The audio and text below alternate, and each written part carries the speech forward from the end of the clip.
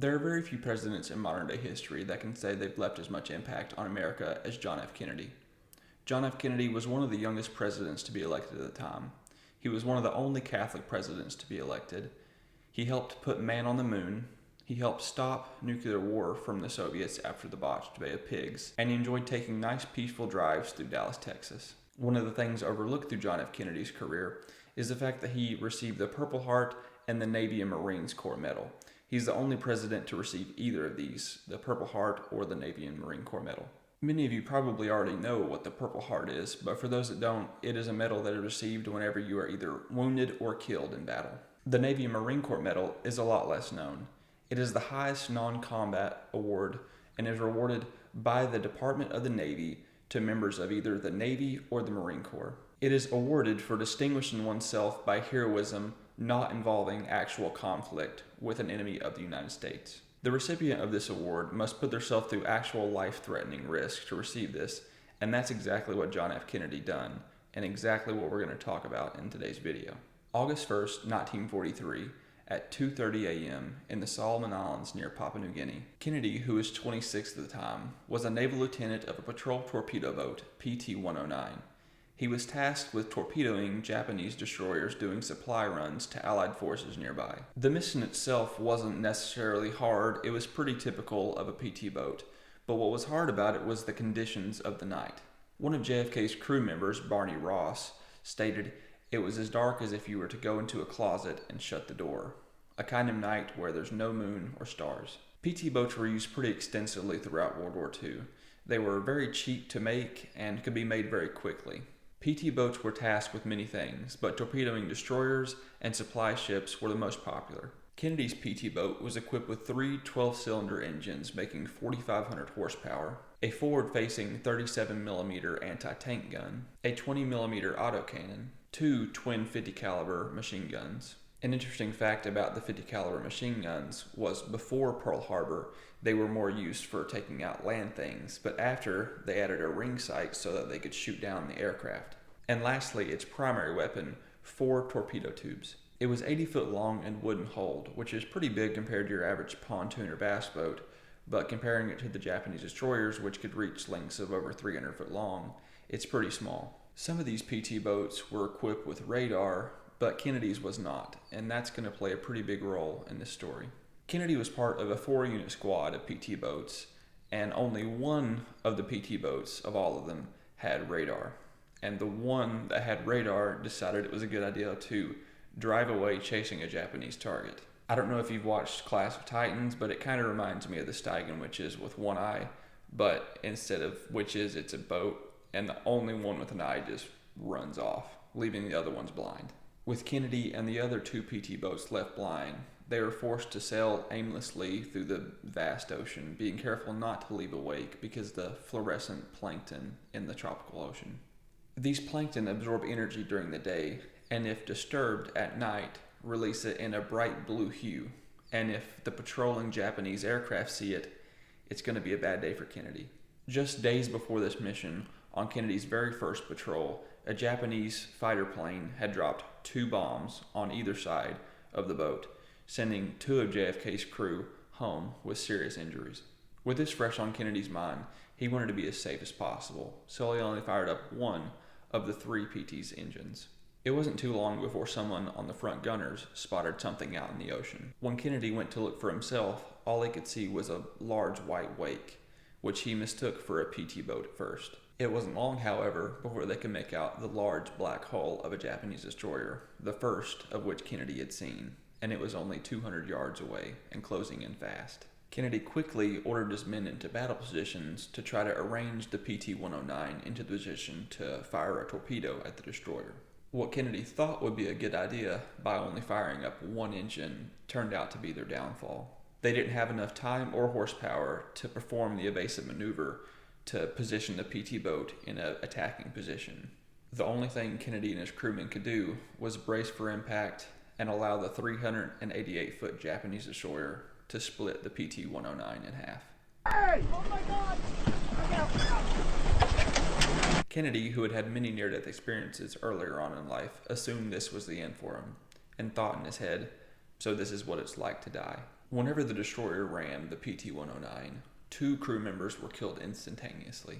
Kennedy's life was spared, however, he was thrown against the deck extremely hard in the collision, badly injuring his back. I broke my back.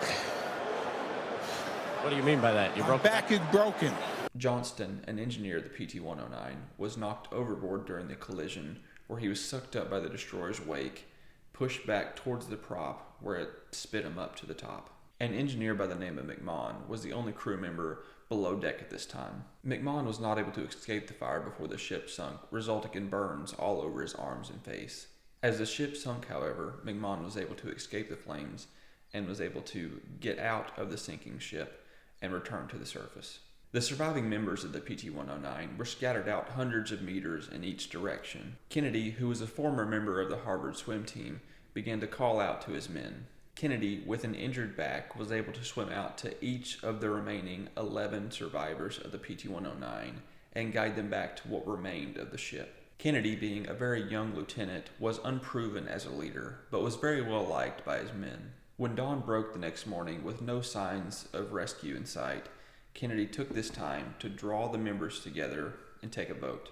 Kennedy asked his men, "If the Japanese come, do you want to either fight or surrender?" The crew responded with, "It's up to you, boss," which was the exact response Kennedy needed. Even though Kennedy had little experience being an officer, he had a lot of experience being a sailor and a navigator through his time at Cape Cod in his youth. Even though Kennedy hadn't been in the Solomon Islands for very long, he understood the layout and the currents around the islands very well.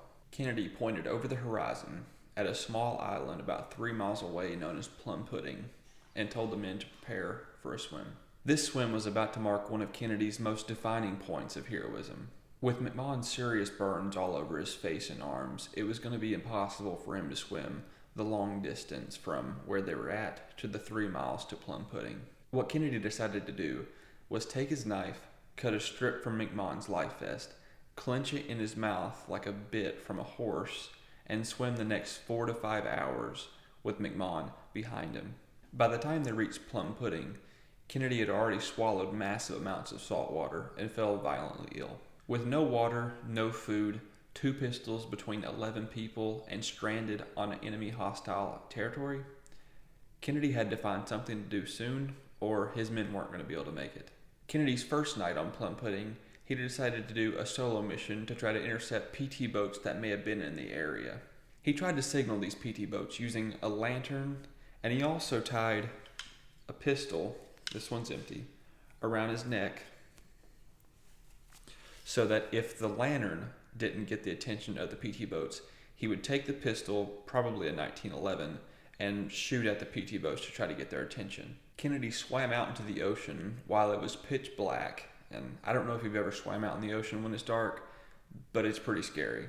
And these oceans were also known to have reefs, which are razor sharp. Sadly, Kennedy's plan to signal a boat was unsuccessful. During this expedition, Kennedy was swept away by a rogue current and became lost. Kennedy was afraid he would never see his team again, but by some miracle, another current had brought him really close to Plum Pudding, where in the morning he was able to see. During the night, he had lost his shoes, so on the way back to Plum Pudding, he had to make his way barefoot over the reef, cutting them badly. The day after this, the men found themselves starving, and while the island they were on, Plum Pudding, did have coconuts, they were all green, so they were pretty much inedible as far as meat goes. Kennedy was able to convince his men to move to another island which may have more ripe coconuts. Once again, Kennedy had to prepare for another swim, towing McMahon behind him, biting the strap off of his life vest. This swim, however, would only last 3 hours. This new island was called Bird Island. They would name it this because of the amount of bird poop scattered all throughout the island. Luckily, on this island, there were some coconuts that they were able to scrounge up, where they could replenish on it with the meat and the water from them. 4 days after the Japanese destroyer cut PT-109 in half, Kennedy and his men continued to island hop, searching for food, and on August 5th, JFK and his crew member Ross were spotted by 2 locals. At first, they thought these men were Japanese soldiers, but they turned out to be islanders friendly to the Allied cause. They were able to get these 2 men who knew no English through hand gestures to send a letter back to base asking for their rescue. Kennedy decided to send this message on a coconut. He took out his pocket knife and carved in the words, NARO ISL commander. Native knows post-it. He can pilot. 11 alive need. Small boat. Kennedy. The coconut eventually made its way into the hands of a New Zealand infantry patrol, which was able to help Kennedy get in contact with the PT base, who was able to send out a boat to him. Kennedy would keep this shell all the way throughout the war, and when he made it home, he eventually turned it into a paperweight, which he kept on his Oval Office desk at all times. August 8th at 11:30 p.m., the PT rescue boat would make its way to Bird Island to find Kennedy and the rest of the PT-109 crew. As the boat arrived, Kennedy called out to them, "Where the hell have you been?" The PT boat commander replied back, "We have some food with you," to which Kennedy said, "No thanks, I already had a coconut." I feel like this definitely needs to be talked about more because Kennedy was a true war hero, and it's sad to see his presidency cut so short. That's all for the video. Thank you for watching. Leave a like and a subscribe if you liked the video, and have a great day.